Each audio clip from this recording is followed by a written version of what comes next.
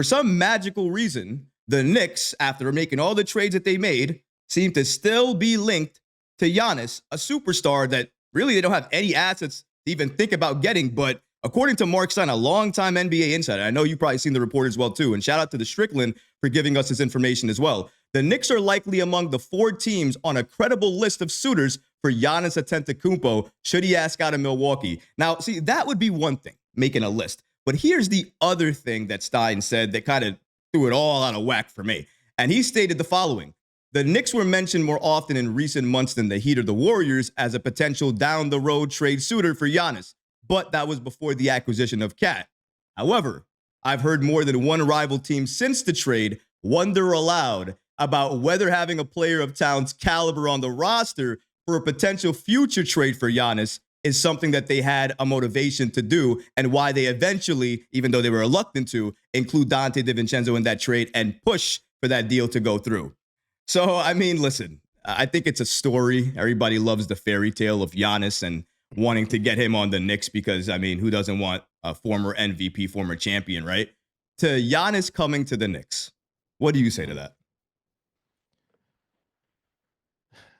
I could understand why the Knicks would want to do it. The question I have is, why would the Bucks do it? If you're Milwaukee, if the Giannis era is over and you've been competitive for what, 7-8 years now, you would think that they would want to get as much draft capital and young players as possible. And I just don't see how the Knicks have the best offer for that. You'd want more expiring deals. You'd want young players. You'd want picks. And the Knicks don't have expiring deals except McHale. They don't have any great picks right now. And their young players are not like, quote unquote, again, I want to make it clear. I like Tyler Kolek a lot. He's going to be a good player, but they're not blue chipper prospects. I just think other teams could offer up a better package. And you know what team I want to see, like from a basketball fan perspective? I want to see San Antonio do it. San Antonio? I want to see Wemby and Giannis together. Oh, man, that would be dangerous. You don't want, people are saying the Warriors. You wouldn't see you wouldn't like the Warriors? The Warriors, like Steph and Giannis? I mean, yeah, like that's like like obvious one. I love Steph. I want to see Steph get as many rings as he can while he's playing like this. Right. Like I very much enjoy watching postseason Steph Curry. Like it's still the greatest thing in all sports to me. So yeah, I mean, if we're talking about like which title contending team could get Giannis, sure, but I think like Giannis going to the Spurs like shifts the landscape of like the NBA. Like I like when like we add a new team to the fray.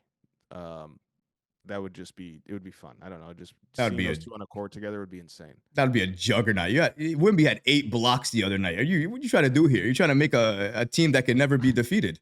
That's unstoppable. All the aliens in one place. I just got to see it. Final question for you, because I know we got a few minutes with you. So final question for me is Mitchell Robinson.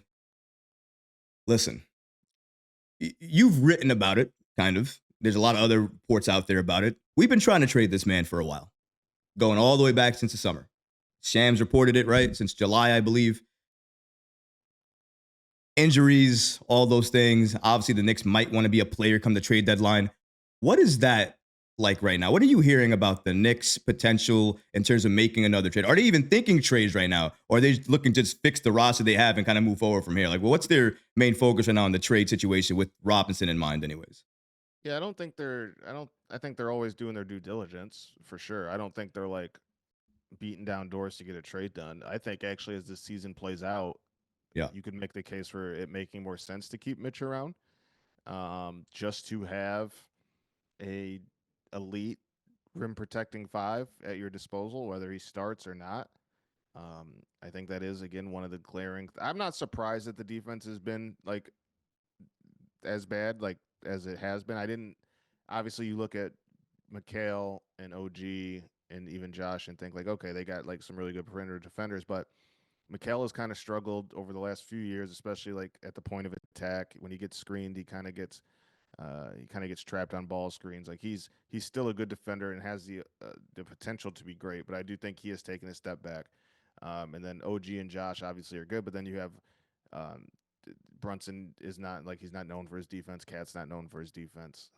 So I certainly like. I think as this goes on, I can make a case that's like, well, should the Knicks just keep Mitchell Robinson and not try to shop him around? But then you also can make the case, well, could Mitchell Robinson bring back 2 players that we could add to some depth as the season goes on, and one of those maybe not being as legit of a rim protector as Mitchell Robinson, but a good one, and then we can add something else. So I think there are options there, but I think as if we're making an overreaction based off 7 games, like you can make the case for making them make sense to keep Mitchell, as opposed to maybe even if you would ask yourself that a month ago. I think even more now that we see what the defense looks like inside and with Towns and everything else like that, it's even you think to yourself, I mean, wow, imagine we had Mitchell Robinson. I mean, what would that look like next to Towns? Would Tom Thibodeau even run that? Or maybe he plays Robinson off the bench as a backup and eventually a closing lineup of that. I mean, there's so many ways that Thibodeau can do it, but the adjustments tonight against the Milwaukee Bucks are going to be key for me and what I'm going to be looking for. All right, last question, and then we are good. And I appreciate everybody. I would love to see Mitchell Robinson next to Towns and players going back to their natural positions. I think that's the way the Knicks can thrive. I would agree. James, what do you think about the Knicks playing a more, I guess, traditional 5 for Tom Thibodeau, where he has a more dominant 5 inside and Karl Anthony Towns at the 4? Do you think a lineup like that could thrive in terms of a starting unit, obviously? Yeah, I mean, I think there's already proof of that, right? With Minnesota, Yep. they made it to the Western Conference Final under that guys, and they have the pieces around and in front of Towns and Robinson that kind of can somewhat simulate what Minnesota had with Jaden McDaniels and Anthony Edwards and stuff defensively. Obviously, I'm saying right. So it's there for sure. I think like the blueprint is there for it to work. It's just a matter of, is Mitch going to be healthy? Like that's always kind of the question with him.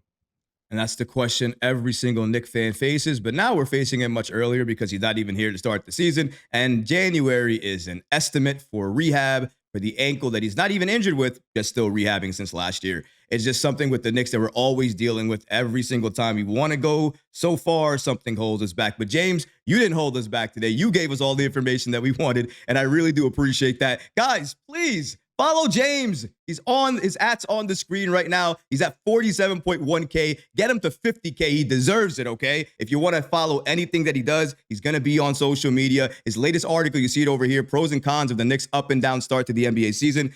We went through one little passage in that entire article. When I'm talking about there's so much there left that he talks about, even the pros, you can think to yourself right now, pros to the season? Are there pros? There are. If you read the article. If you enjoyed these clips from the live show, be sure to subscribe to the channel and have notifications turned on so you don't miss any new episodes or when we go live.